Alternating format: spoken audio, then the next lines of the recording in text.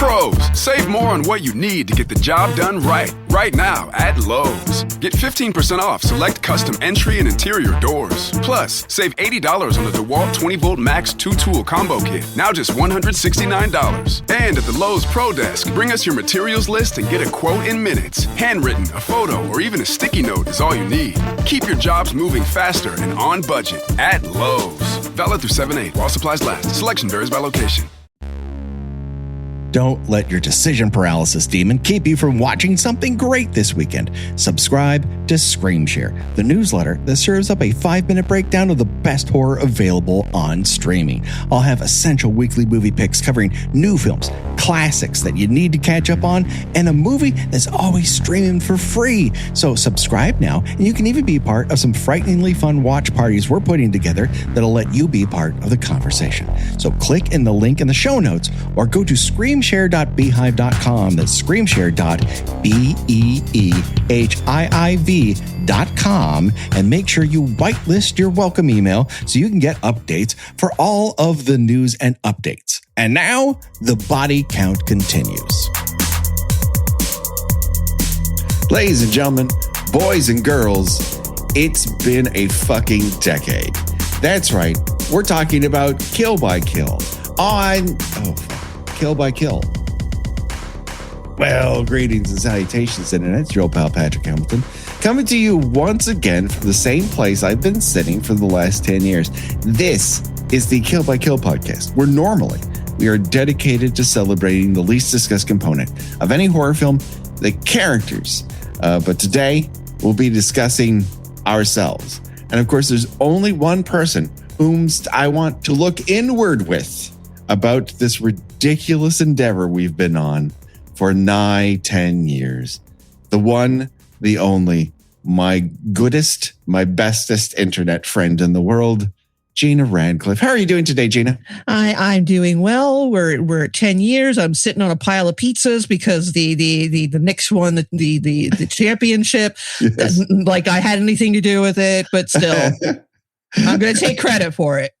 Well, you know, that's the genius of being in a spot when something good happens. I do love the vibe shift of what's been happening in New York City the past 2 months. It's been a joy to watch. Yeah. LA, we've had our streak of championships hither and thither. But this was, I think, really, really fun to watch. A lovely collection of fellas out there. And I have to say, so wonderful to see people be enthusiastic about a good thing rather than you know, it's if you can derive joy from other people's joy, this is, I think, the moment for you. Yeah, I mean, collective happiness is more valuable currency than anything else right now. That's very, very true. Things have been rough, and weirdly, we started this show when things were, I don't know, it felt unmoored. It felt like, is this really happening? And it just got more and more surreal. And then I had an election party, I believe, and we were 5 months into this podcast, at least releasing it, that is. And I discovered something terrible had happened, went into my bathroom and cried, and then understood that, well, at least this terrible thing has happened, but I have my family, I have my health, and I have this fun side project I'm going to do, and have the release of being able to yak about Friday the 13th movies. Yeah, I mean, so much of the past 10 years, I have pointed to this as, well, at least I have this. At least I can get my mind off of things for like a couple of hours a week. I have never had a hobby or activity that I have pursued for this long, this consistently. And I think it comes down to that. I did, reignite my love of horror movies in a way that wasn't so precious about it is not just celebrating the very best, but just celebrating what I like. Right. And that, I think, has been a wonderful pivot point for me in terms of how I interact with media.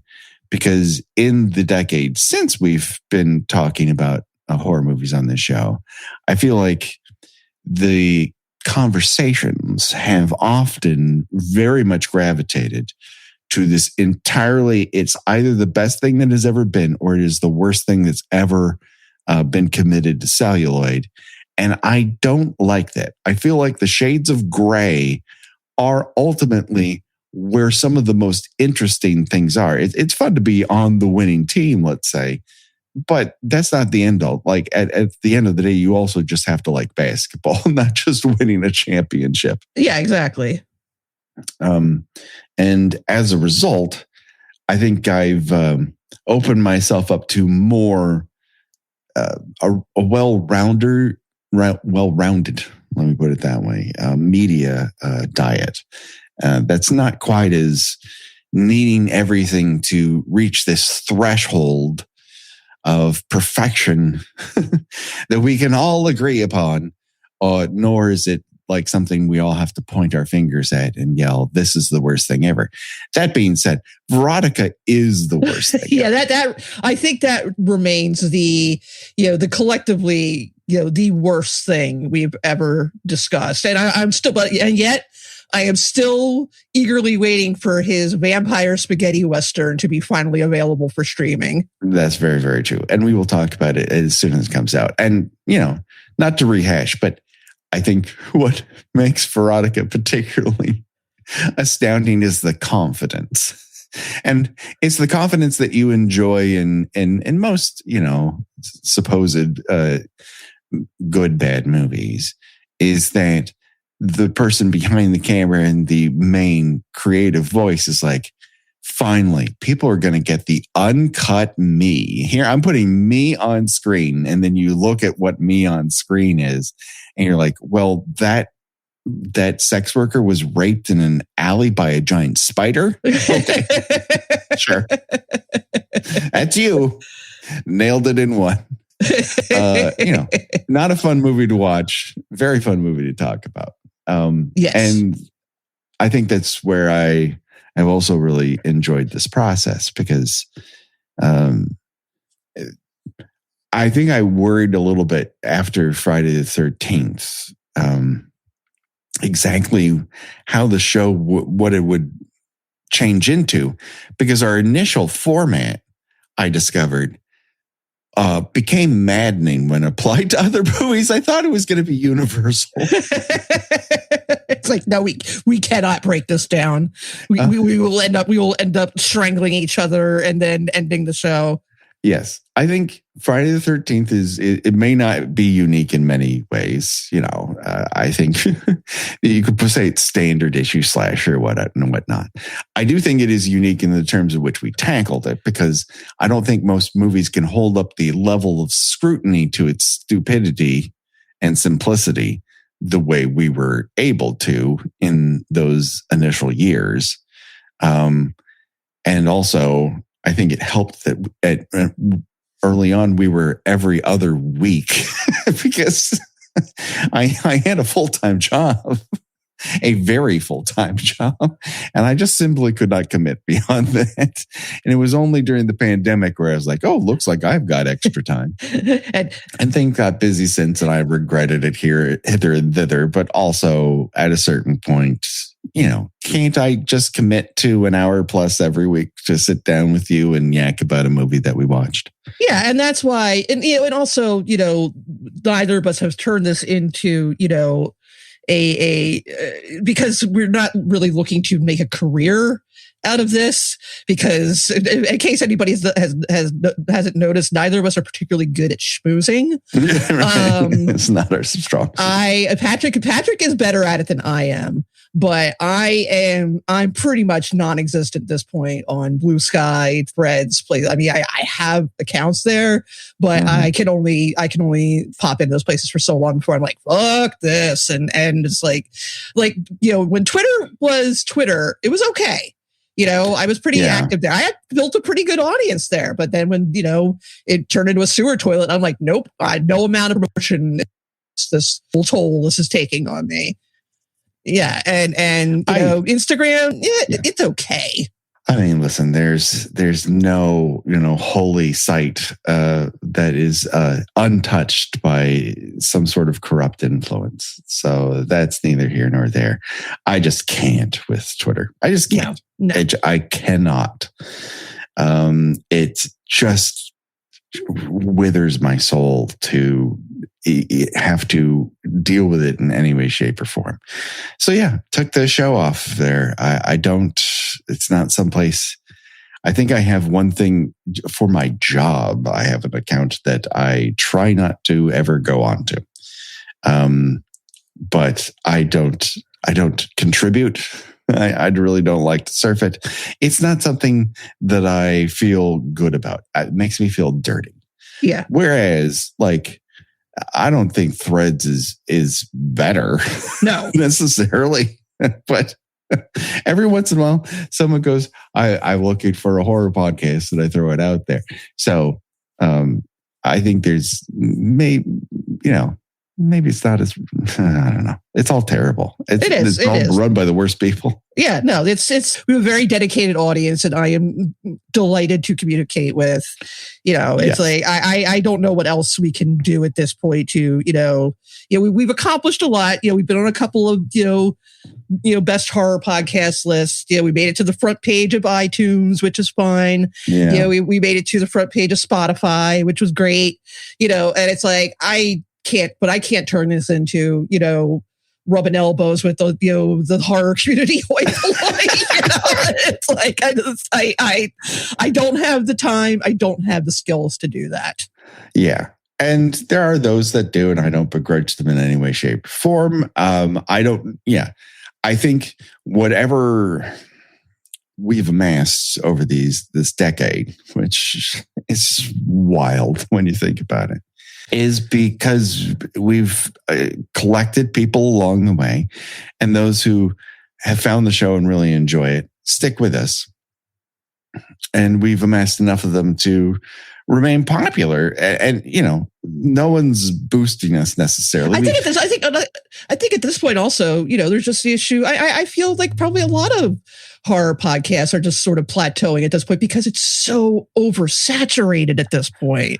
Well, yeah. I mean, listen, there's an element to this that I am thrilled to be a part of, and certainly thrilled to watch. And that is, I think, the widest array of horror fans now have the ability to give voice to how they feel and their enthusiasm, and to be a part of the conversation. And certainly, we've tried to do our part on the show to, whenever I feel like I come across somebody who's got a unique thing to say, who's doing something interesting, I always want to give that new thing a boost.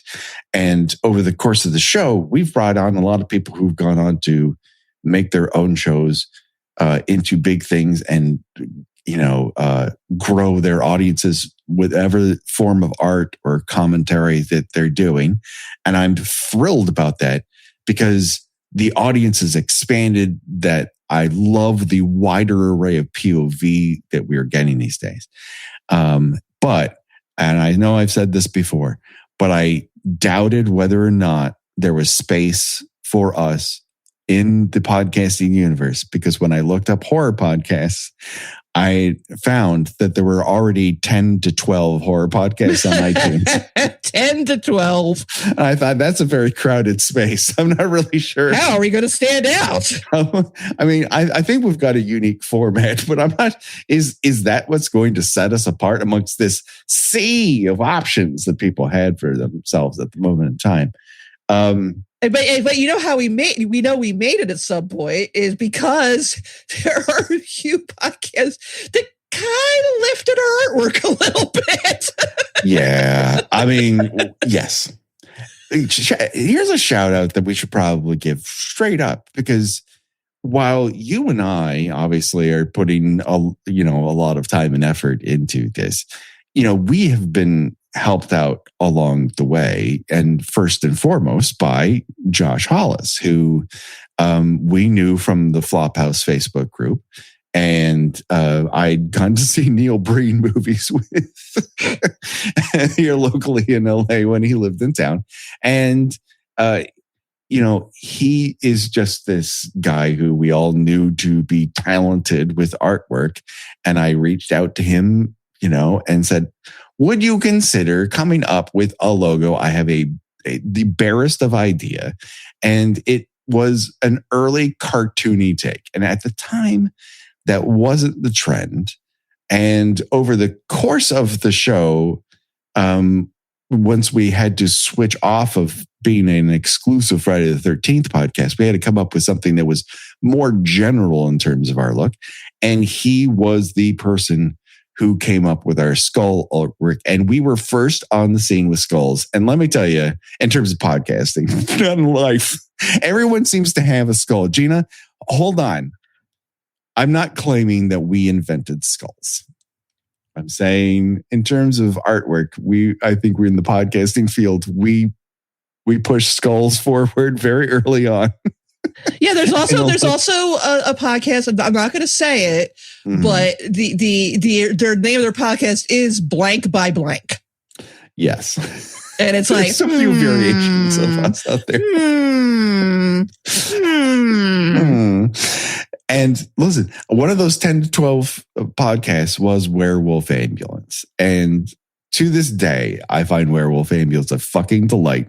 And I was like, I don't know. It's two friends, one male, one female, talking about horror movies. Are they going to feel we're ripping them off? Because it's you and me. And I just very early on said, sorry. We're two internet friends and we're going to talk about horror movies. We're not trying to steal your audience. I love you to death. But listen, everyone is two friends talking about movies in this game. So I need to worry about that. Because at the end of the day, I didn't do this to get famous. As I told a professional writer and entertainment person here in Los Angeles, when I told them that I was going to do a podcast, he said, "You'll never get famous doing that." And I said, "I'm not doing this to get famous. I want to talk about Jason Voorhees." Yeah, exactly. It's like, no, I'm not turning this into my job. This is you have to be insane. First off, you can't make a job podcasting. And then turns out a decade later, you can. I just can't. If everyone would like to make this my job, I'm not going to tell you no. Please try to make that happen for me. Like if you want to become a patron of us in the old fashioned sense, absolutely. Please. Hoist our petard. Ahorra más con Lowe's y lleva cada proyecto al siguiente nivel. Ahorra 15% en una selección de puertas de entradas e interiores personalizadas. Además, ahorra $80 en un kit de 2 herramientas de Wolf de 20 voltios max por $169. Y en el Pro Desk de Lowe's trae tu lista de materiales escrita o en una foto y recibe una cotización en minutos. Agiliza tus proyectos mientras sigues ahorrando con Lowe's. Válido hasta 7/8 hasta agotar existencia. Selección varía por lugar. In the time since, I feel like there's been a lot of great shows that have blossomed, most of them featuring one horror fan who really likes horror movies and another one who's too scared to watch them. But outside of that, there's been plenty who have done their own thing and will do it from here on. I would never discourage anybody or anything or lay claim to like being the horror podcast. I put that in dick fingers. But I will say, I think we've developed our own voice over the years. Oh, yeah, absolutely. When we started coming up with an idea of like, how would we discuss doing this for a decade? Obviously, we're going to get to like some of our favorite episodes. But I kept flashing back to sort of the vocabulary that we've developed over the years in regards to how we describe movies and so forth. And that's where I feel very, very proud of the trademarked Gina Radcliffe refrain, "It's fine. which I think might be the most brilliant thing ever devised on this podcast. I am proud of that one. I think it says a lot. If a close second place, I think, would be, it might not be good, but it might be great. Yes. Because I think, well, far wordier than good, bad. I think it's more accurate. Yes. Because it is not necessarily the badness that is the most enjoyable element of such movies. It is that they, while they lack the ability to truly have a quality that you look for in the best movies, there are moments, there are characters, there are situations within them that that just go above their station and make you glad that you found that motion picture. And over the course of this decade, we found, I wouldn't say we found, like, we sifted through the crates. us and us alone discovered their existence. But I would like to say that, like, if there is a cult to this thing, we definitely helped put that cult on a pedestal. Yes. And amongst those, and I just quickly started jotting some of them down. First and foremost, Happy Birthday to Me, a movie that I don't think still gets enough love. It is a weird shaped object, but so much of it resonates through the rest of slasher history that I do believe there's a weird thread that really gets started within that movie in terms of, I think, the best use of the red herring. Oh, yeah, absolutely. It is the movie I think people are genuinely talking about when they regurgitate Randy's constant misappropriation of horror movies, because Prom Night does not have that many red herrings. It pretty much is the killer whom everyone forgets because he's not a major character. And then all of a sudden, him is the end refrain. But certainly Mikey has to be a big one. Yeah. And that was a listener suggestion. We did not come up with Mikey. Mikey was suggested to us. And when we did it, we were like, probably like 3 people are going to listen to this. And it ended up being it's still today one of our biggest episodes. Yes. I think because if you have any idea of what it is, we're one of the few places to go to where people are talking about it. And secondly, it turns out that movie is fucking bonkers. It is. But it's like, but that's also, you also bring up a good point that, there's this eternal struggle for a horror podcast. I guess really for any movie podcast, sure, where it's like, well, yeah, for, audience interest, we probably should try to focus on, hot new releases or, but at the same time, I also find it really fun to just dig into these, relative obscurities. Yes. I think there's something to be said about them. And I enjoy exposing people who may be familiar with the title, but have never given it a chance.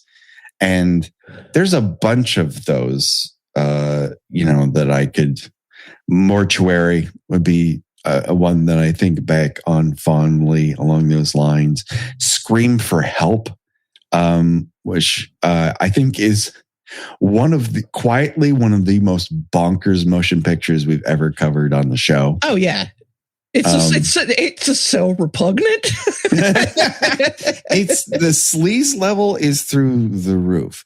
And I think it's harder to champion as opposed to this is a secret masterpiece. It's I think a little bit easier to go Just Before Dawn, like, is legit a super, super good movie. And it's very easy to go, hey, The Shining, ever heard of it? Turns out pretty effective.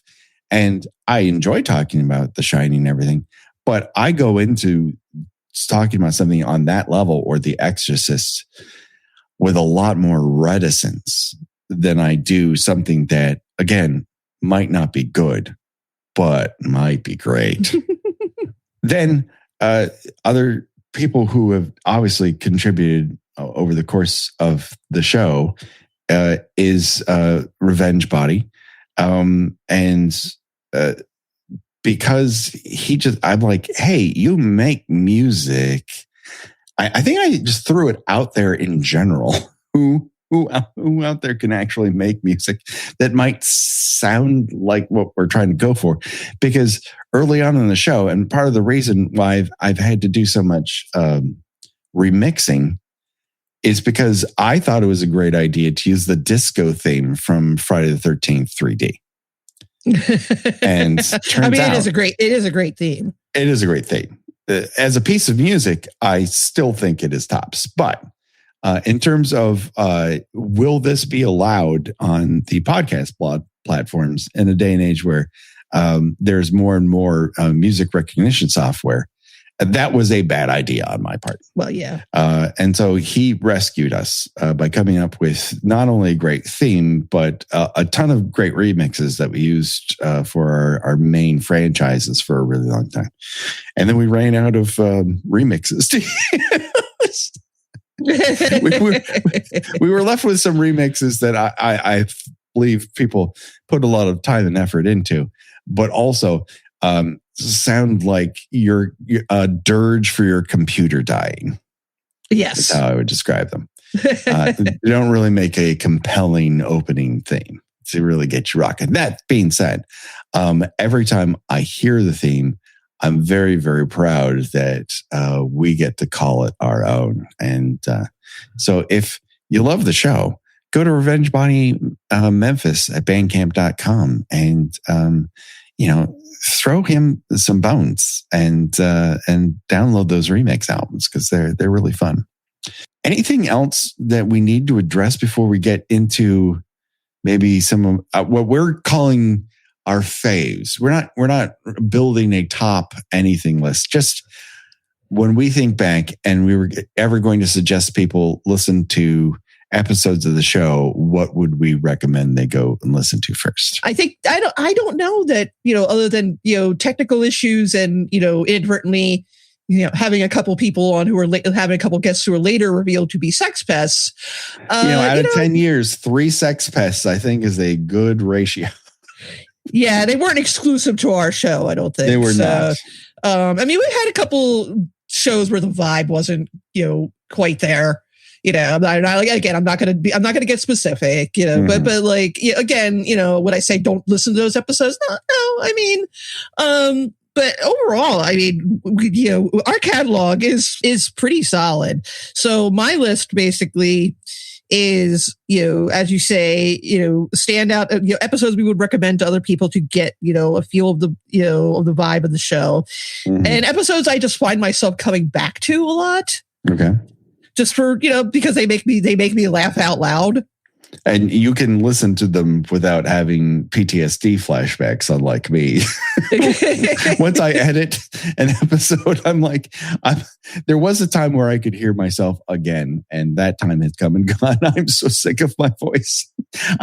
It's the only one I have, but the way I talk is fucking infuriating, and someone should stop me. But then we'd have to stop the show. I can't do this all by myself. Well, I'm afraid maybe for the greater good, one day that's going to have to happen because, oh my God, no one audio whinges the way I do.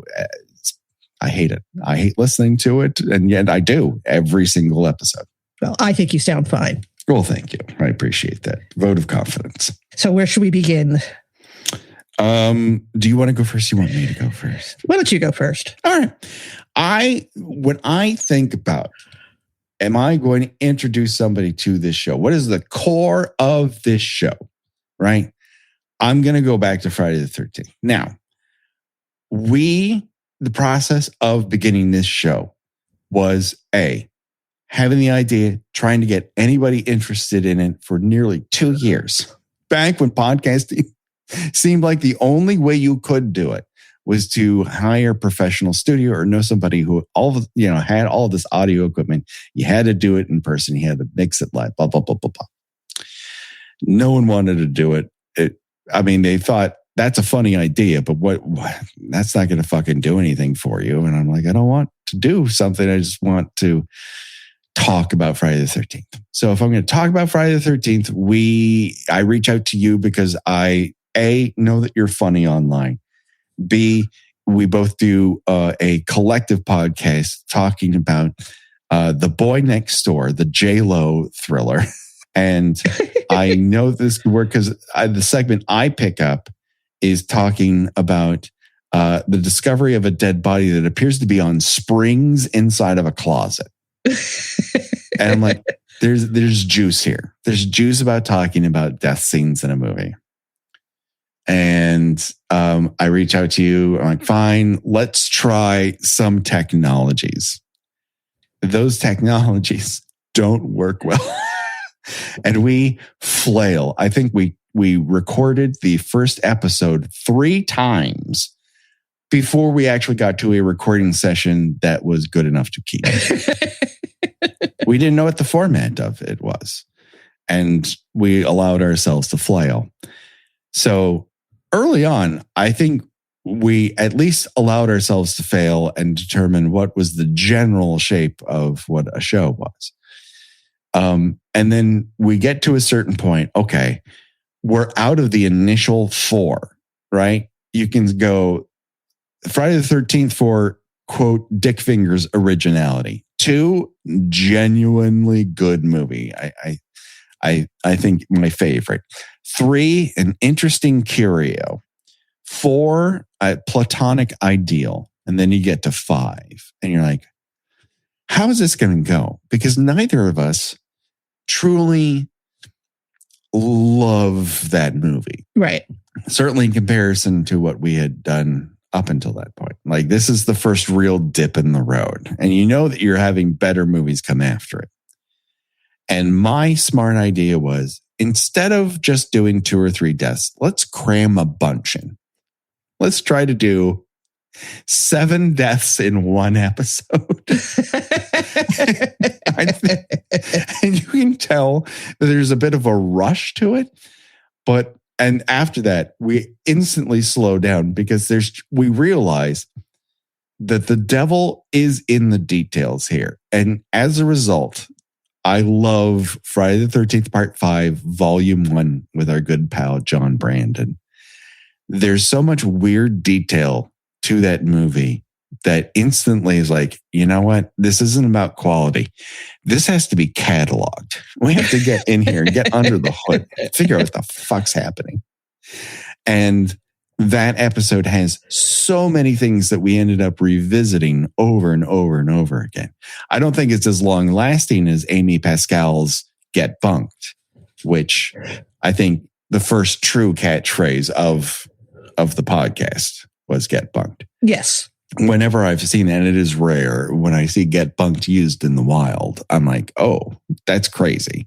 But all, credit due, Amy was the one who came up with Get Bunked. I think we redefined what Get Bunked was. Yeah, we fine-tuned it over the years, but she established it.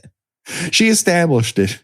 We then figured out how exactly does Get Bunked relate to everything else. Because initially it was lose your virginity in a bunk. So it was an amalgamation. We worked together as a team. But John Brandon, I think, really helps us find what is super weird about Part 5. And there's just so many elements of it. The 2 guys who are digging up the corpse in the opening dream sequence who look like they're going to have sex with that corpse. Yes. I think that is a core of what this show is. It's trying to figure out, all right, you've been hired to do a job here. Well, how are you going to make that come alive?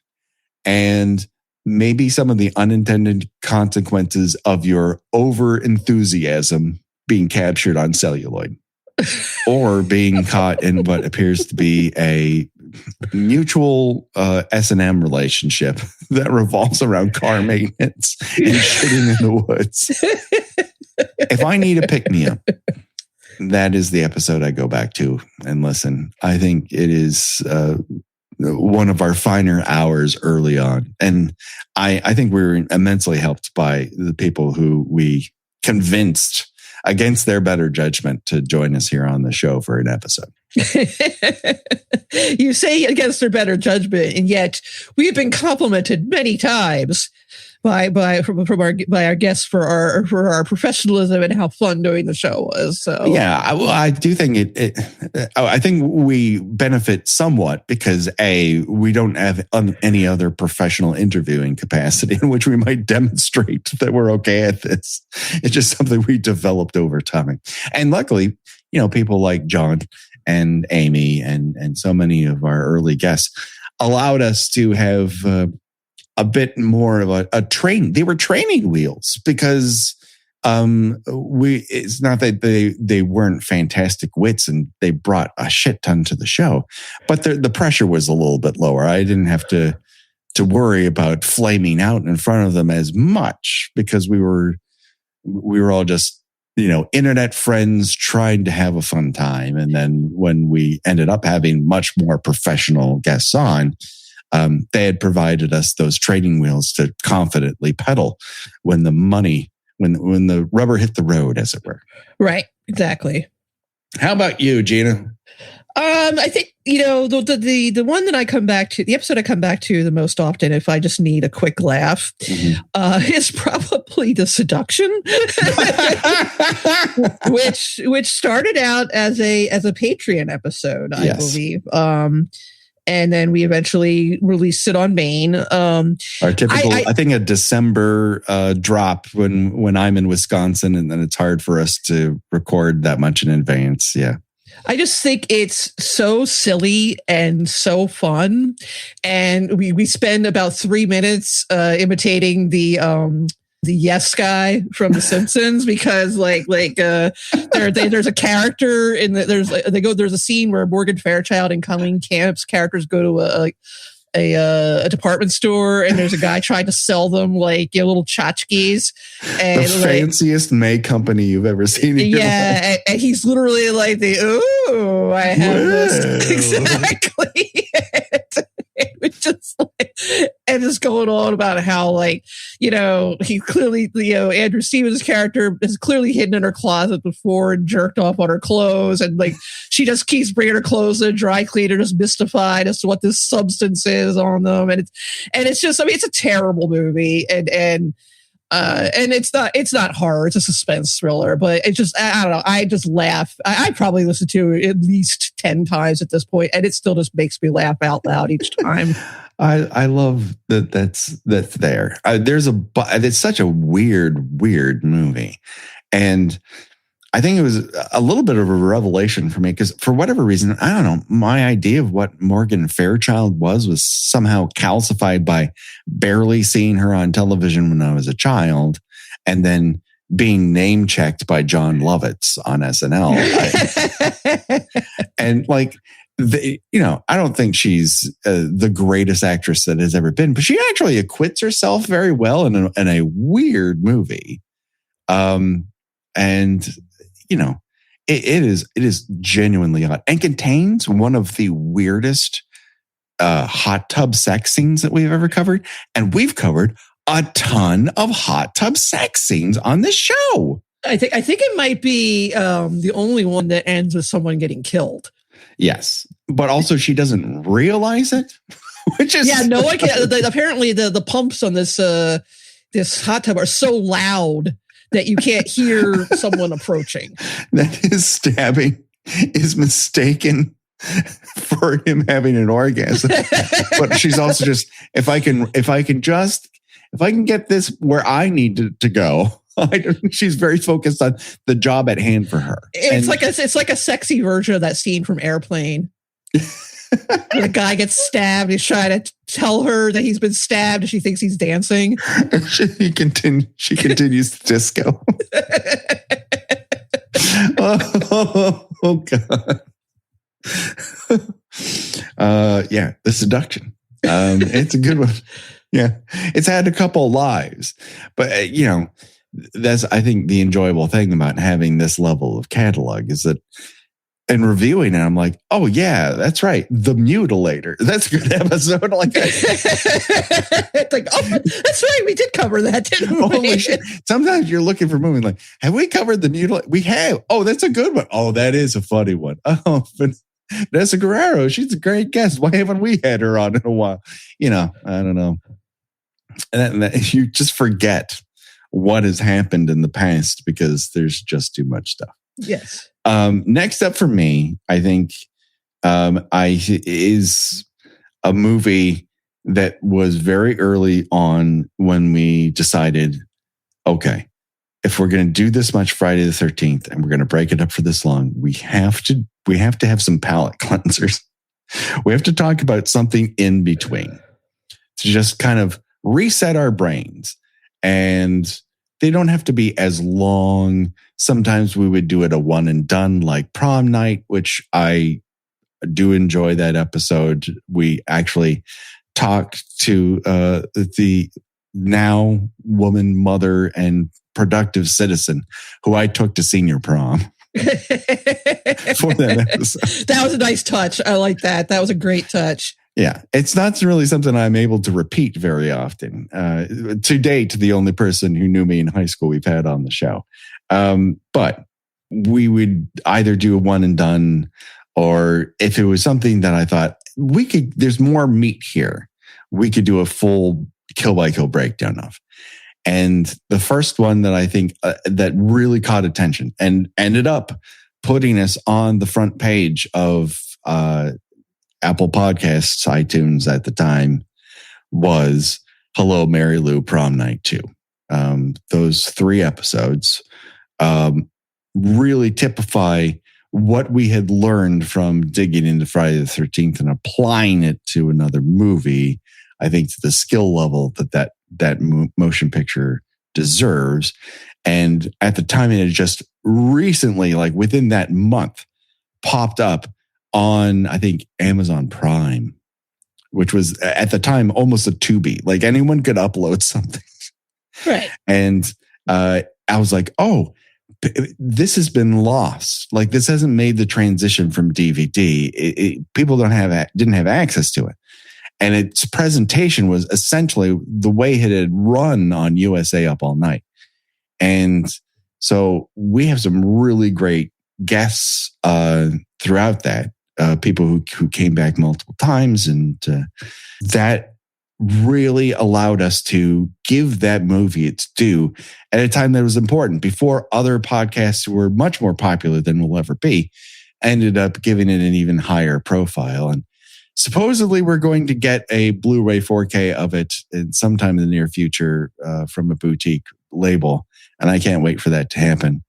But I love those episodes. I think that movie is brilliant. I think there's a lot in it that goes beyond it might not be good. I think it is great.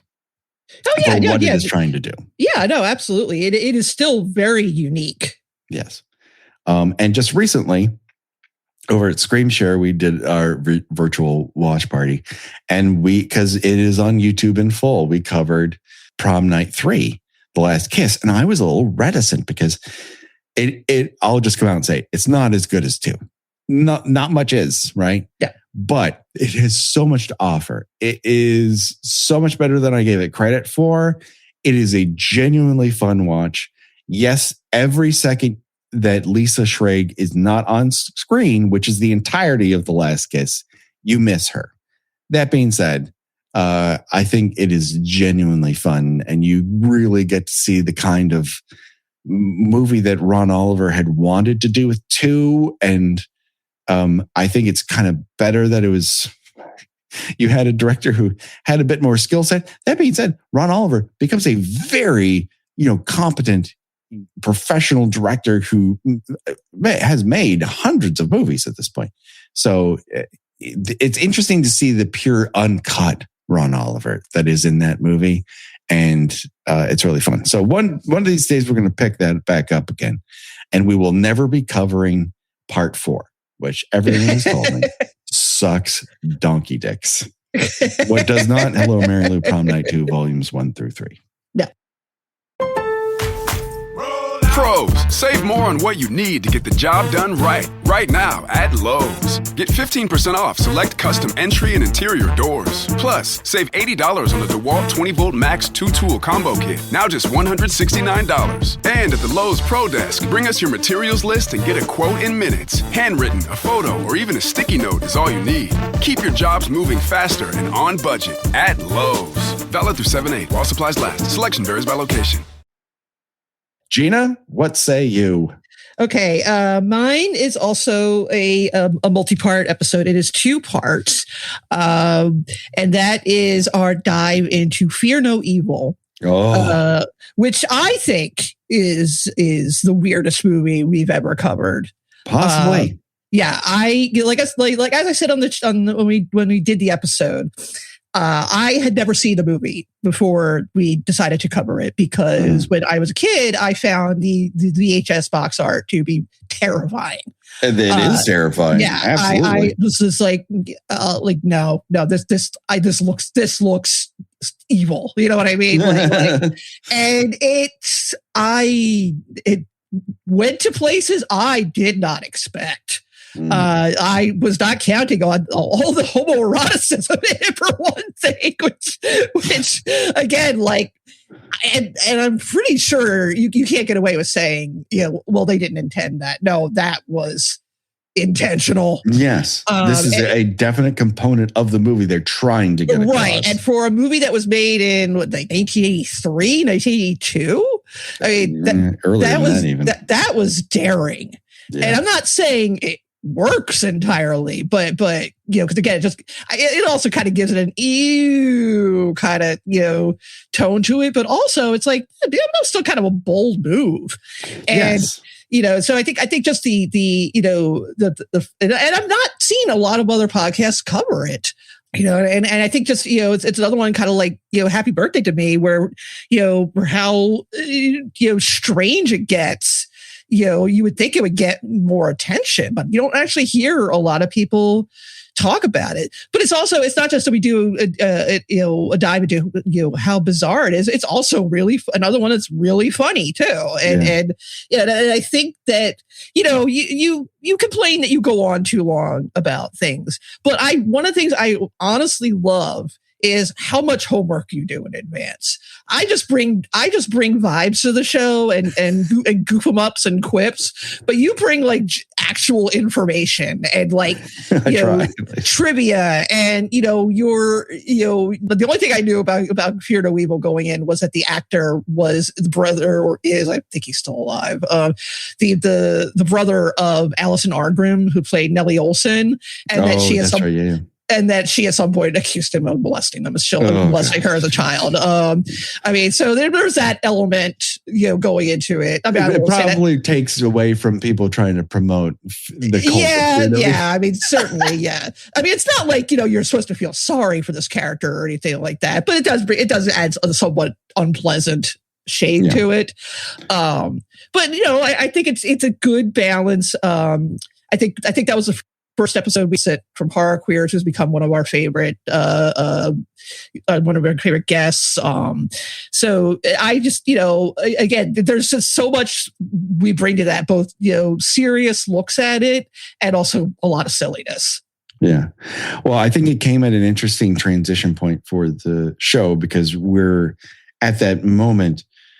We had decided, okay, we're going to cover A Nightmare on Elm Street as a franchise so that we could then meet at Freddy versus Jason, which makes a lot of sense.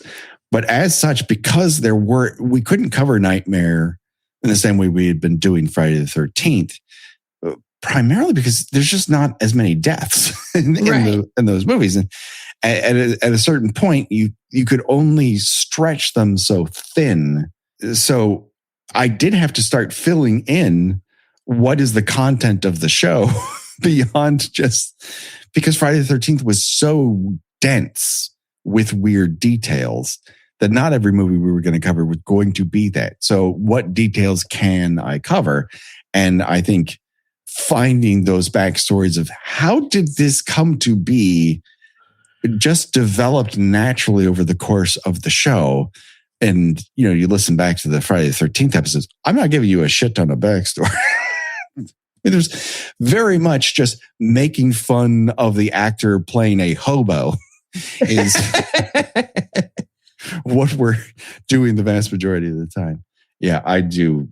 That movie deserves a bigger cult for what it is. The movie that it is really deserves deeper examination.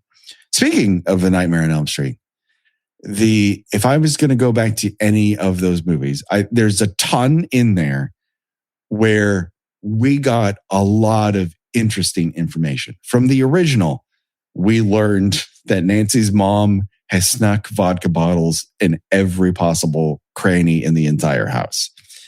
That they have a zarape in the basement of dogs playing poker. That one of the themes of the entire franchise is when you run out of pictures to denote that this teenager has pictures of her friends, just put up their 8x10. Their actor 8x10. which we would see again and again. I recently revisited the New Kids episode, in which we went long on James Spader's character's bedroom, in which he has a framed portrait of himself. And it is definitely the photo James Spader's agent turned into to hand it over to take. Please consider my client for this grade B revenge flick. And eventually we would get to discoveries within, Dream Warriors of how catterwampus that the decision of who the star of that movie is so odd. And that transition point between Freddy is scary to Freddy is goofy that happens within that movie at the halfway point. And Ghost Nun. And then to, revelations that would come after that in Dream Master about sensual dojos. And in 5 The Dream Child, which Nat Bremer brought to our attention that at some point Freddy was going to be felled by a rap. Oh God. Just one of our guests just bringing the fucking heat to the show, right? And just out of nowhere finding that piece of information we did not know about. I love every episode that we covered in that particular franchise.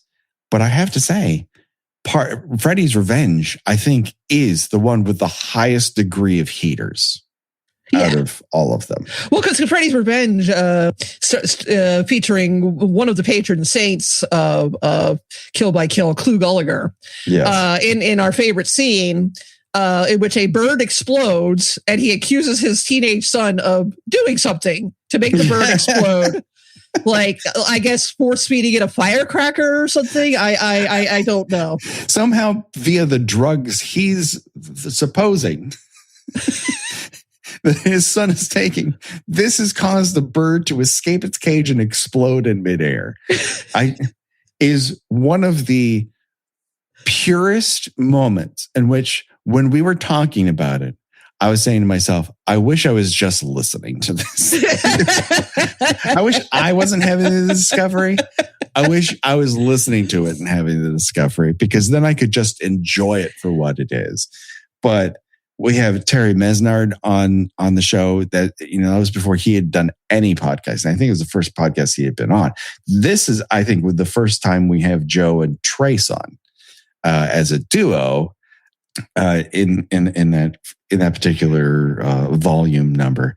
And then we have John Brandon coming back. So apparently I have a John Brandon fetish. Everybody go find John. He was on our episode on the menu too. Yes. Fantastic guest we should have on all the fucking time. But I love that 1, 2, 3 punch. There's so many things that we just discover within the course of those 3 volumes about how the franchise is going to go and the weird revelations we all have about it and how we feel about it. It takes it beyond the mere fact that it's the quote unquote queer entry of A Nightmare on Elm Street. There's a lot of levels to that particular movie that I think get lost in the sauce when everyone's focused on its queerness alone. Right. And we were able to discover that with the help of our guests. Right, exactly. What's next up for you, G? This one is an episode I just re-listened to just last week, as a matter of fact, and that is Slugs. Yeah. Hell yes. Slugs is, we do no deep dives into Slugs. There's very little to know about the behind the scenes production, other than that it was filmed predominantly in Spain. Yeah. And made by the same director as Pieces, yeah. Which was hard to. I considered adding Pieces to the list, but I had to. Pieces Slugs are a 1-2 punch. If you want to think of volumes 1 and 2, you could honestly put Pieces and Slugs back to back, right? Because we have the same guest, another one of our favorites, Megan Sunday. Mm-hmm. But yeah, it's just like that one's just we don't come away with it with any amazing insight or anything. It's just straight silliness, and the movie is delivering heaters throughout that. Yes, yeah, and I still am amazed by the fact that the Slugs are coming music is the same piece of music used in the Pear Dream sketch in The Kids in the Hall. Yes, right. The same library cut, which apparently made its way to Canada for Kids in the Hall sketches. Oh my God. That film is fucking Banana Town, and such a waste of money in so many ways. But at the end of it, I can't even recall who stars in it. It doesn't matter. The stars are slugs, slug puppets that have buck teeth. Yes. That apparently can chew you to death, are toxic, and will make you explode if you eat them. And go up your butt. And attack you in sewers. Oh, Slugs. What a motion picture, everybody. And Pieces, too. They are just that wonderful thing, right, that I think is difficult to recapture with modern movies, is that no one's paying attention to the store. Right. They were hired to make a movie called Slugs, and that's what they have to go off of. And so they went and they did it, and the movie is Slugs, everybody.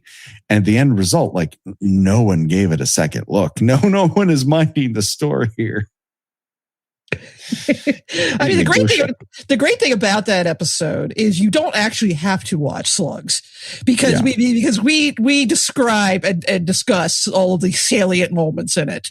I would agree with you there. And to wit, in the sort of lost pandemic years that we decided, like, what are we going to do with our time?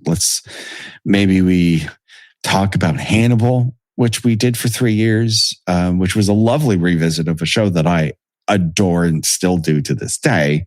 It was such a nice ability to revisit that in a healthy manner and be able to talk to somebody who wasn't a family member about it. Slugs was like this moment of respite for us in that. And the other one that was just this weird thing, like, what do we do with ourselves is we decide, what if we talked about a franchise we have no affinity for? We have no experience with.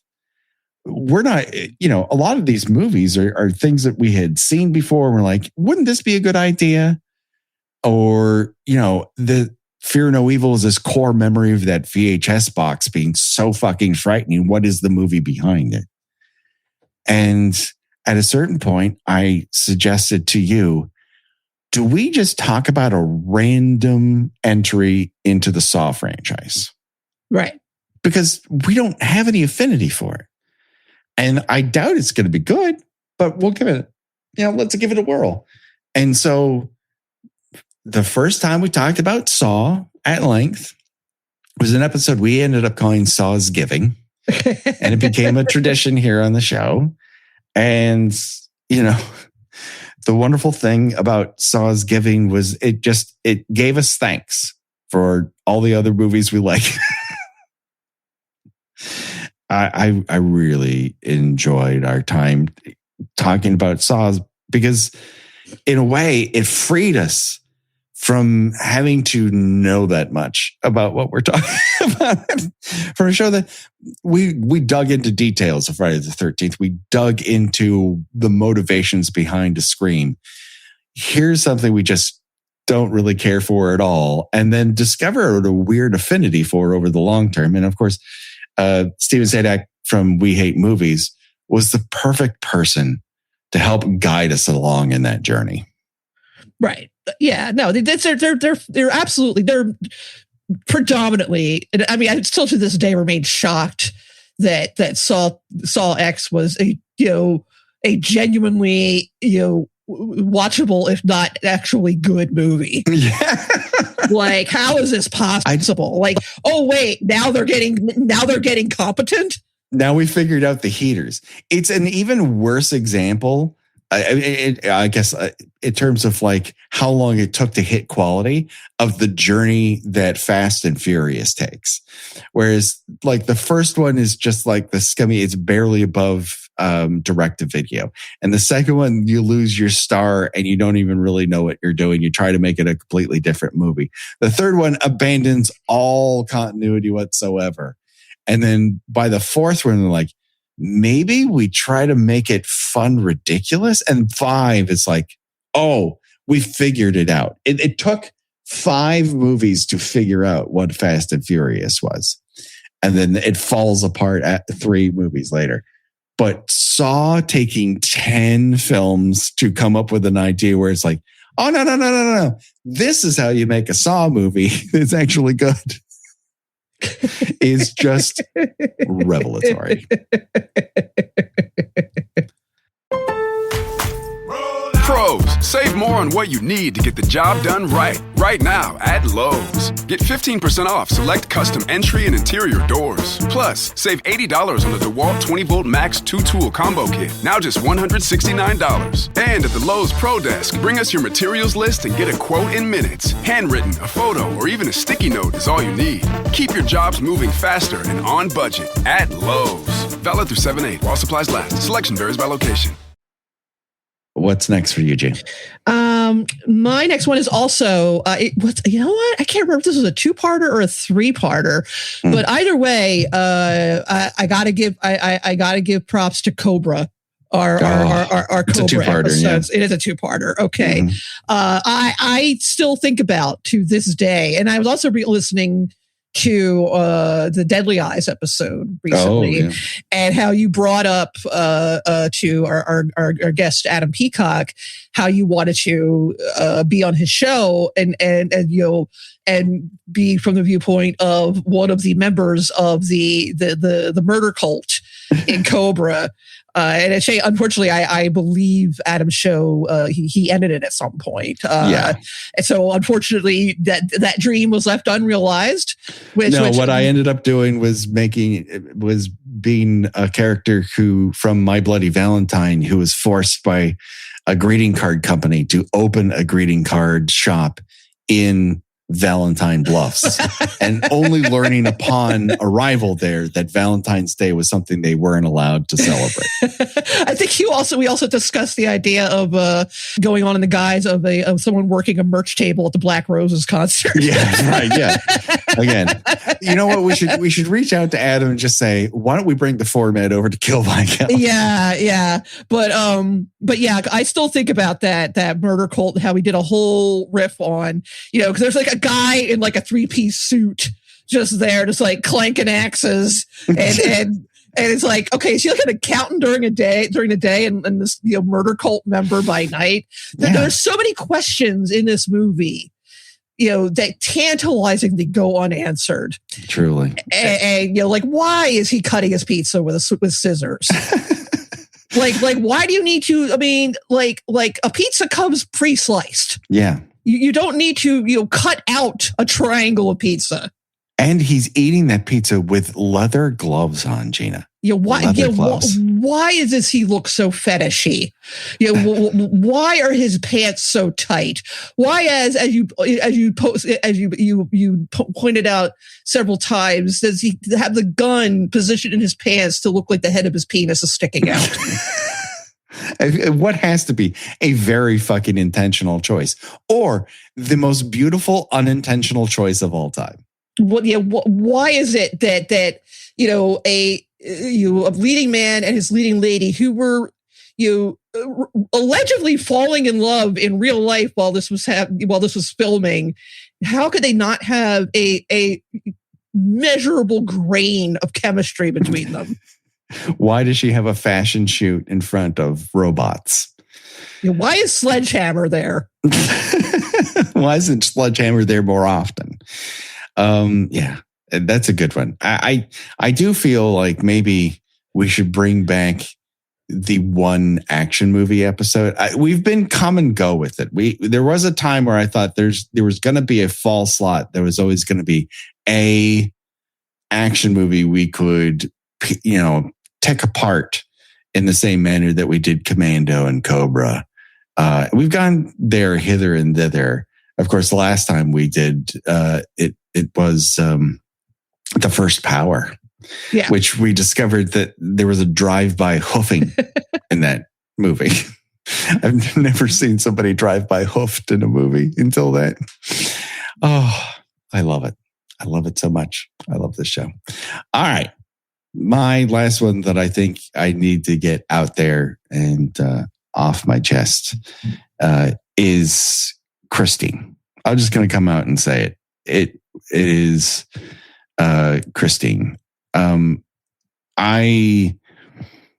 love that movie in a lot of ways, but I think what that particular episode did was unlock the possibility of us actually covering Stephen King on the show and sort of rounding the circle of one of the core elements that got me into horror, and then being able to talk about it on the show, and a movie that I don't think nearly gets the amount of love, only because look at the rest of John Carpenter's, output.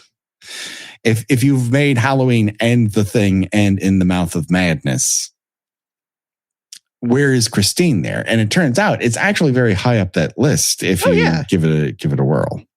Absolutely. And I think because it had been covered on a few other shows, I knew I didn't want to cover the same territory that it had been in the past. And I think we found a way to do that, to make it come alive in a way. And I think we dug into the text of the piece and the heart of it, and it became like a revelation over the course of recording it, really crystallizing how we approach movies of like, okay, they don't all have to be joke 'em ups. Sometimes we can get deep into it. And I think we found a way to do that in that particular episode. I just, once again, proving that we are on some baffling wavelength with each other. I closed my list with two movies because I put them in the same esteem and could not decide between them for pretty much the exact same reason as you chose Christine, and that is our episodes on Carrie and our episode on the 2013 Evil Dead. And as you say, again, they don't all have to be goof 'em ups. And I think particularly with the Evil Dead remake, we came at it, particularly you, with such a sense of empathy for these characters, and which I'm not going to again relitigate the quote unquote problem with horror fans, but there are a lot of horror fans who are very vocally opposed to any horror movies that trap in real human emotion or try to mix horror with this is, or even particularly supernatural horror with the real life horrors that people face every day, like drug addiction, for instance, and estranged families, and also Carrie. I don't need to go into why it's I don't consider her to be a villain. This is classic good for her horror, and I think that I think that Carrie's a tragedy above anything else. Because she had her moment of feeling like a real teenager for the first time in her life, and it was cruelly snatched away, and she just lights out. And you know what? I get that. I don't like how much I think, when I read Carrie as a teenager, I don't like this because I relate to her too much. Mm-hmm. And it's still an uncomfortable watch because it's so empathetic towards her. Yeah. And I get the complaints that, well, they don't make her fat, and but Sissy Spacek brings such a whipped dog quality to her performance that the sentiment is still there. Do you know what I mean? Like she still evokes what it means to basically be born into a world where you're being kicked down immediately. Yeah. And and in The Evil Dead, you were very you got very emotional, and I'll talk character, Jane Levy's character, who was a very much struggling, recovering addict, and and again, like, it's such an interesting and thoughtful and realistic element to bring into, like, very few other horror movies in which a bunch of young adults are at a cabin or out camping somewhere. There's no, you don't need to give them a reason, but it's just a bunch of people, maybe they like each other, maybe they don't. But they're here in this place. Here they have a concrete reason. Here it's not just, there's a tree blocking the road, we can't leave. But they can't leave because they're trying to help her. Yeah. And if they leave, that's it.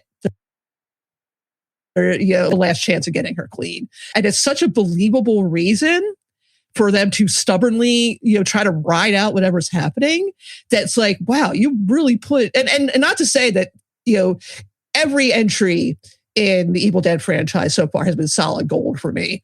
But I think this sort of lifts it up a little bit for me, and makes it brought a new dimension to it that had not been there. Right. One I didn't appreciate when I first saw it. Right. And it gives it an unexpectedly emotionally challenging aspect to it. And I liked that we mostly talked about that. Like, the goofiest it got was us laughing about the guy who kept getting hurt. Lou Taylor Pucci's character. Yeah, this becomes a pincushion throughout. Right. And we both determined that we would in fact be that guy if we were in a situation, just the one getting, nails in the hand and, just falling downstairs like some horror version of the Three Stooges. Yeah. Well, over the course of this show, we've been given the opportunity to find emotional cores and truth in weird art. And that's an opportunity we've been provided by the people who have support the show. It's incredible. And to wit, I didn't mention William Bibiani on the Christine episode. When it came to that first Carrie episode, we did it solo, but when we started to revisit more Carries, we were helped once again by Joe and Trace from Horror Queers, and Jude Doyle, who's been on the show a bunch of times and will be in the future as well. And they helped us reach these new levels of understanding about these movies. And when it comes to that particular Evil Dead, just being able to be somewhat confessional about the realities of addiction, that means something to me. And you can find that truth in the oddest places. And I don't know that I ever would have thought of that if I hadn't had the life experiences that I had then revisiting Evil Dead. And it changed something in me. And hopefully that comes across in that episode to people. Yeah, and I think that's it's like I said, it's not all laughing and joke about us. We do take the movies we love very seriously. Yes, and we also take seriously everyone who listens to the show, whether you were day one, which is hard to believe that you've been with us for 10 years. But there's plenty of people who may have just found us yesterday. That's the thing about being a podcast. They're kind of frozen in amber. You can enjoy them. They're not super topical. I'm sure we make jokes that are very topical throughout this. I mean, we did a whole series on Tiger King when we didn't know what was happening. Yeah, I mean, we were just that's how bored and stuck at home we were. Well, let's do Tiger King. Everybody's talking about it. We have all afternoon. Maybe we do this. So I am just eternally grateful for the people who listen to this, whether you just joined on board, you've always been here for years. Your support, listening, sharing the show, rating and reviewing us on Apple iTunes whenever you have, sharing us on social media. You may not be the grandest retweeter or whatever on whatever format you're on. You see us in your feed and you can tell people this is a show that I love and this is the reason why. That's great.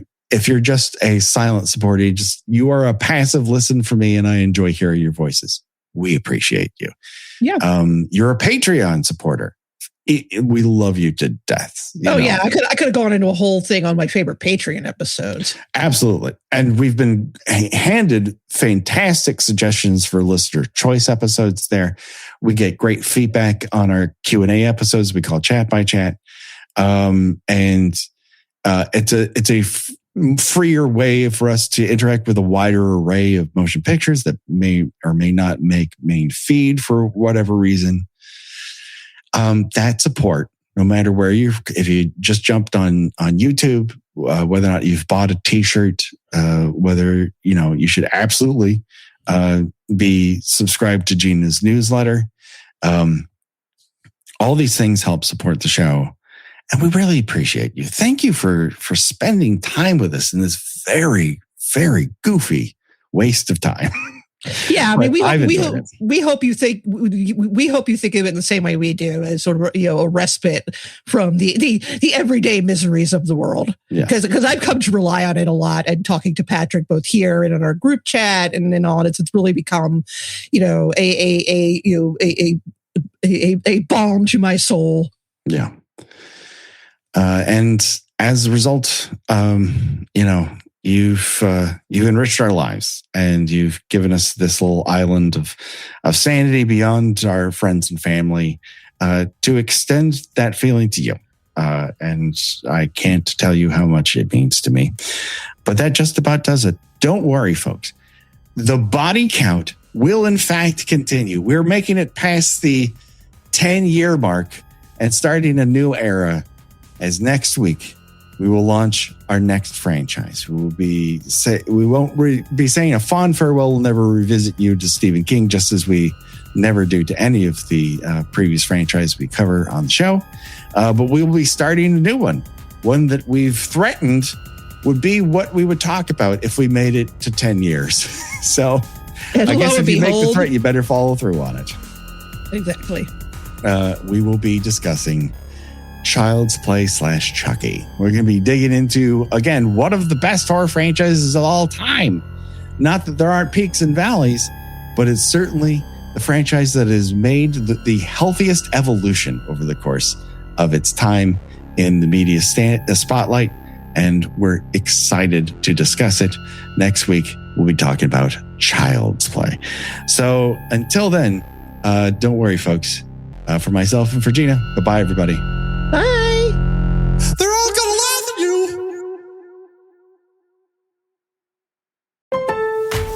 Roll out. Pros, save more on what you need to get the job done right. Right now at Lowe's. Get 15% off select custom entry and interior doors. Plus, save $80 on the DeWalt 20-volt Max 2-tool combo kit. Now just $169. And at the Lowe's Pro Desk, bring us your materials list and get a quote in minutes. Handwritten, a photo, or even a sticky note is all you need. Keep your jobs moving faster and on budget at Lowe's. Valid through 7/8 while supplies last. Selection varies by location.